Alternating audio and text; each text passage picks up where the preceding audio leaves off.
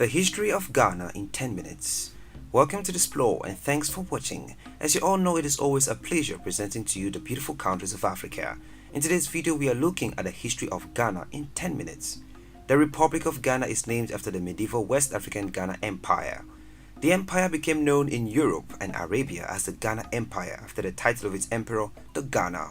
The empire appears to have broken up following the 1076 conquest by the Almoravid general Abu Bakr ibn Umar. A reduced kingdom continued to exist after Almoravid rule ended, and the kingdom was later incorporated into the subsequent Sahelian empires, such as the Mali Empire, several centuries later.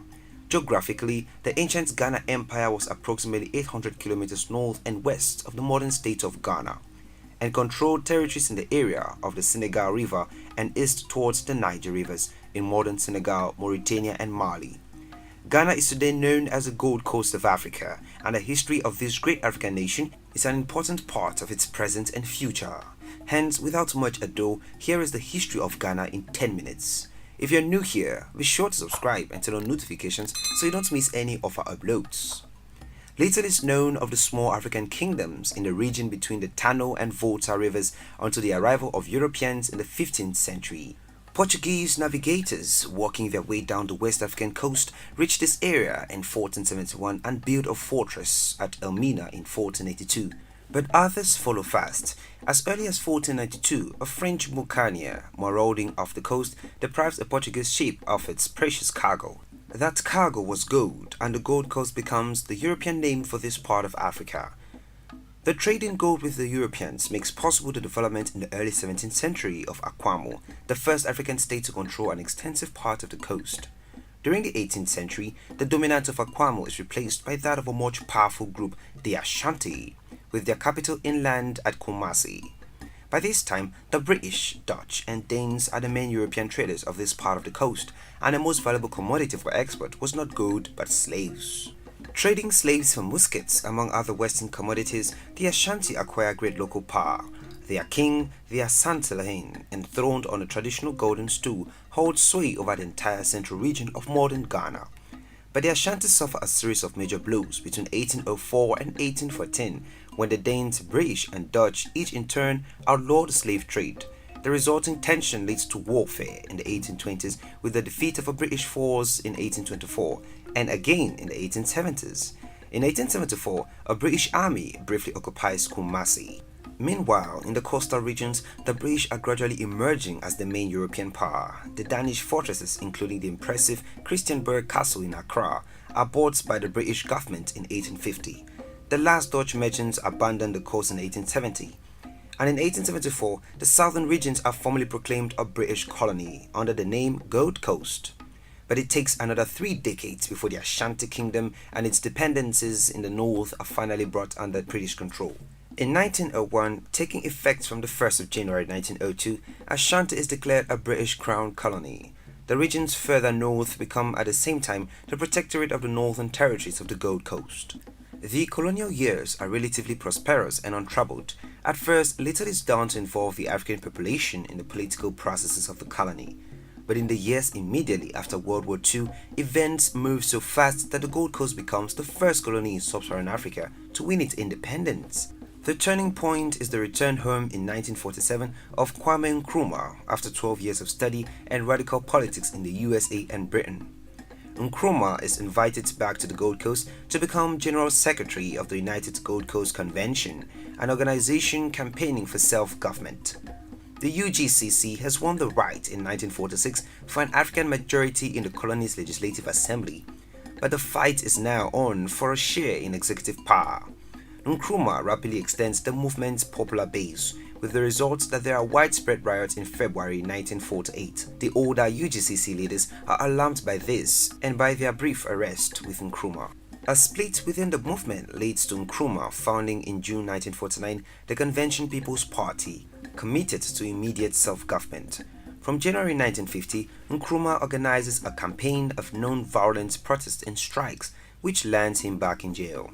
But in the colony's first general election in February 1951, the CPP wins convincingly even in the absence of its leader. Nkrumah is released from prison to join the government, and in 1952 he becomes Prime Minister. During the years of preparation for independence, the neighboring British Togo votes in the 1956 plebiscite to merge with the Gold Coast. It is therefore a slightly extended territory which becomes independent in 1957 under Nkrumah's leadership. A new name of great resonance in African history is adopted, Ghana, although the ancient kingdom of that name was far to the north in present-day Mali. Nkrumah, well aware of his status at the head of the first West African nation to emerge from colonialism, dreams of leading the continent into a Marxist future. This requires a republic, which Ghana became in 1960 with Nkrumah as president for life. It also needs only one political party, the CPP. However, Nkrumah's authoritarian rule combined with a collapse in the nation's economy prompts a coup when the president is away in China in 1966 and he goes into exile in Guinea. It is the first of several such coups in Ghana's short history, but the nation remains true to the hope of democracy. In 4 decades, Ghana establishes as many new republics. A general election launching the Second Republic in 1969 brings to power Kofi Busia, a university professor with a long track record in Ghanaian politics as an opponent of Nkrumah. But he is unable to improve Ghana's economic performances, which had been weakened by low cocoa prices, and thus he is removed by military officers in 1972. For a few years from 1972, a military regime rules with repressive brutality under the successive leadership of 2 generals, Ignatius Champong and Frederick Akufo. But by the year 1979, a group of younger officers have had enough. Led by Jerry Rawlings, a flight lieutenant in the Air Force, they take power and Champong and Akufo are executed while arrangements are put in place for speedy elections.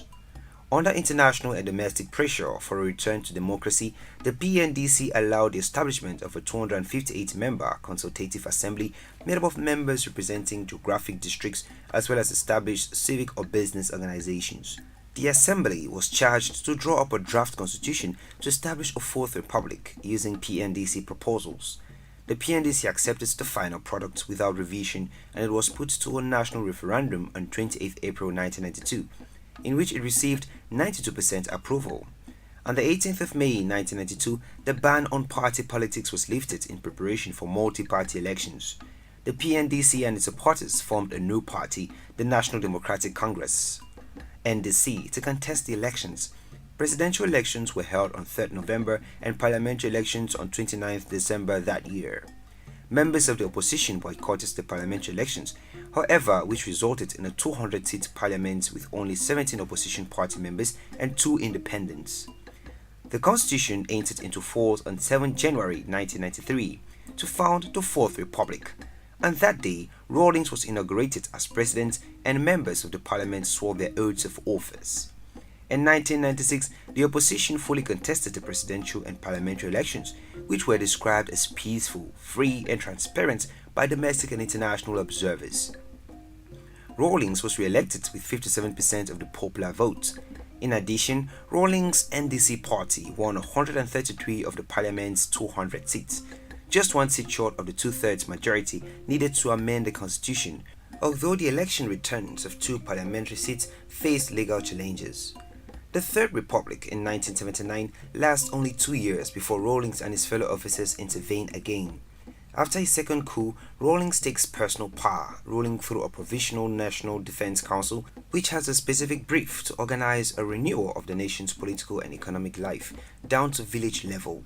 Rawlings proves an efficient leader, winning international support for his economic policies, and the 1990s demonstrates that he has popular approval as well.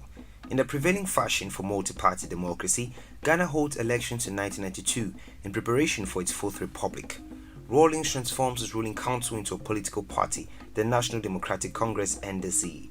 The NDC wins nearly all seats in parliament and Rawlings is elected president, but only 29% of the electorate vote and most of the opposition parties boycott the election. Hence, the 1992 results can hardly be taken as a popular mandate. However, elections in 1996 at the end of the 4-year term are altogether more significant. There are other presidential candidates, at least one of them enjoying wide support. Yet Rawlings astonishes observers by winning 57% of the vote to his nearest rival's 40%, and the NDC retains its absolute majority in parliament. After 2 terms as an elected president, Rawlings stands down for the presidential election of December 2000. It is won by the opposition leader, John Kufuor. In the presidential election of 2000, Jerry Rawlings endorsed his vice president John Atta Mills as a candidate for the ruling NDC. John Kufuor stood for the New Patriotic Party (NPP), won the election and became the president on 7th January 2001. The vice president was Aliu Mahama. The presidential election of 2000 was viewed as free and fair. Kufuor won another term again in the presidential election in 2004. The presidency of Kufuor saw several social reforms, such as the reform in the system of national health insurance of Ghana in 2003. In 2005, saw the start of the Ghana School Feeding Program, in which a free hot meal per day was provided in public schools and kindergartens in the poorest areas.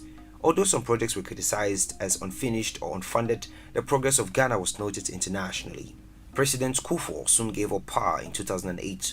The ruling New Patriotic Party chose Nana Akufo-Addo, son of Edward Akufo-Addo, as their candidate, while National Democratic Congress's John Atta Mills stood for the third time. After a runoff, John Atta Mills won the election. On 24th July 2012, Ghana suffered a shocking blow when their president died. Power was then given to his vice president, John Dramani Mahama. He chose the then governor of the Bank of Ghana, Kwesi Amisa-Athu, as his vice. The National Democratic Congress won the 2012 election, making John Mahama rule again, his first term. John Atta Mills was sworn in as president on 7th January 2009 in a peaceful transition after Kufuor was narrowly defeated. The Gold Coast is currently ruled by Nana Akufo-Addo, who is leading the beautiful African giant to new heights. There you have it, explorers. That was the history of Ghana in 10 minutes. Thanks for watching this video. If you did enjoy this video, do well to give it a thumbs up and do not forget to subscribe and share with your friends.